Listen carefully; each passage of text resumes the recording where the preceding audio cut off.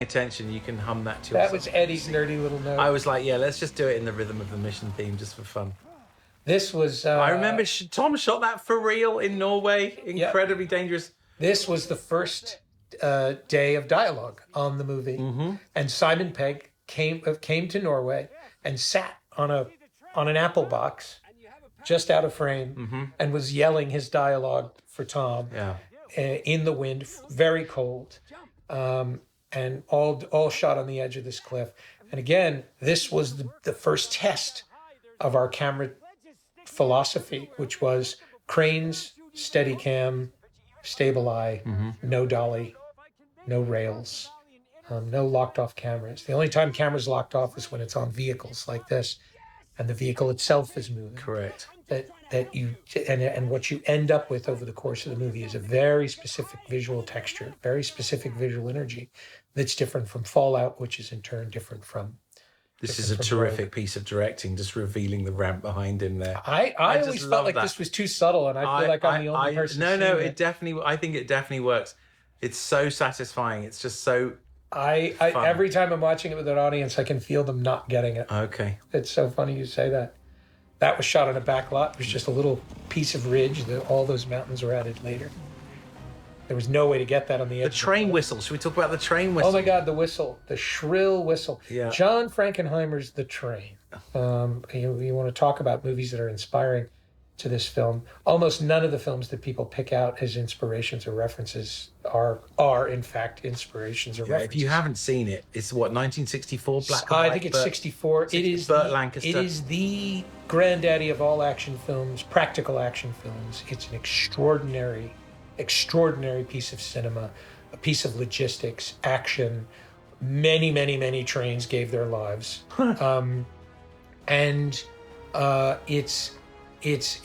logistical and technical masterpiece. It's also actually substantial. It's about something. Yeah. It's a really, really phenomenal film, and in it, the train whistles are extremely shrill and urgent sounding, and all the whistles that we kept hearing in our sound design they were quaint. They were Thomas the Tank Engine.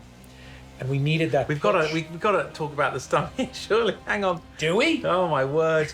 Oh my word! We were all there on day one of principal photography. Day one of principal photography. Oh my word! Yeah, Tom Cruise. Yeah, this is and we were all just heart in mouth watching 6 this. times. And look, he's doing this for real. He jumped out of a helicopter, and the cameraman. This to me is more insane. impressive He's than in the stunt. free fall. He's falling at 240 miles an hour. He's acting in free fall. Yeah, and let's not forget the cameraman. The cameraman is also John DeVore, who has a camera on his head. Yeah. And has to be looking at Tom while in free fall, so he can't watch where he's going. Yeah. I love the rhythms that you came up with here into cutting the way you came up with the idea of this phone decrypting in order to buy us time. Yeah, it's so elegant. To extend time. We were really feeling our way through these scenes and had to figure out how to intercut them later. And there was so much story that had to be feathered in together. And yes, ultimately the idea of an upload, gave us a ticking clock. It created space for us. But then even then, this intercutting was it was so extraordinarily challenging. Here's our little tiny nod to the pickpocket coming up. And Vanessa's performance. This shot here, you just get in the audience. This was really just to get the insert of him putting the key in his pocket. Tiny little hit. Just stayed there. And I love this here. If you watch what she does with her right hand, just there, just slides the key in her pocket. It's very subtle. It's so good. It's really great. She's just sensational.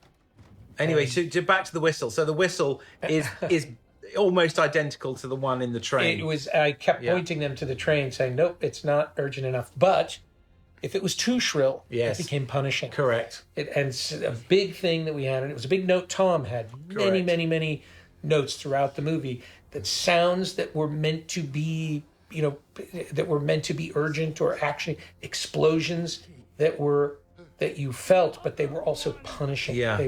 And what Tom really insisted upon in the mix was that the mix always be pleasant, even when the sounds weren't. He said, make it satisfying. Yes. He said, the explosions need to be satisfying. Well, not and his punishing. note was fireworks. Yeah. Yes. And if you look here, you see it for the blink of an eye, the name of the train. Is the General Reeve Wren. That is the general is obviously, Buster Keaton's the general, and Reeve Wren is the train station in... The train. The train. Yeah. And Reeve means, I think it means riverbank. So that was a subtle nod to Bridge on the River Kwai. Oh, I love it. The three train wreck movies that were huge influences on me, just in terms of filmmaking, not so much in terms of a train sequence. And what started this whole movie for me, when Tom said, "What do you want to do?" I said, "I want to wreck a train." And he said, "Why?" And I said, "Frankenheimer and Buster Keaton and David Lean all did, and I'd really like to try one." And boy, I paid the price for that. As this sequence just took on a life of its own. Shooting on a train is extremely difficult. This is all on a set, but as you can see, the train is moving. It's on a gimbal. It's on a system of airbags. And of course, as the train is a runaway, we started turning up the heat on those. And only in very few shots do we stabilize the train, just so that the camera... This editorially is a challenge, getting the balance of these cuts right and building ultimately the suspense. It was the music. Yeah. There. Having the music end right before you were anticipating the gunshot. The music was actually playing through the smash. Yeah. And when we changed the music, the audience's reaction shifted immediately. And it's a delicate balance of editing, tension, performance, music. It's an extraordinarily delicate balance.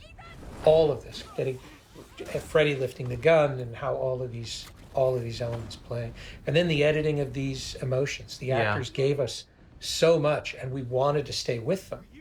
And originally they had a hug at the end of this moment. They hugged each other. It was very short. It was only, we're talking 7 seconds maybe. But it contributed to a sense of resolution. I know. And we had to save the hug till later in the scene. And also you felt that the actors, that the characters were making it about them and not the mission. Yeah, and the audience is going, the key. The key. Exactly. You could only spend so much time there before you felt yourself losing the audience. This was a reshoot for Geography. Yeah, we had to explain that the original was so great, I didn't want to reshoot it. And then we reshot it, and it was so much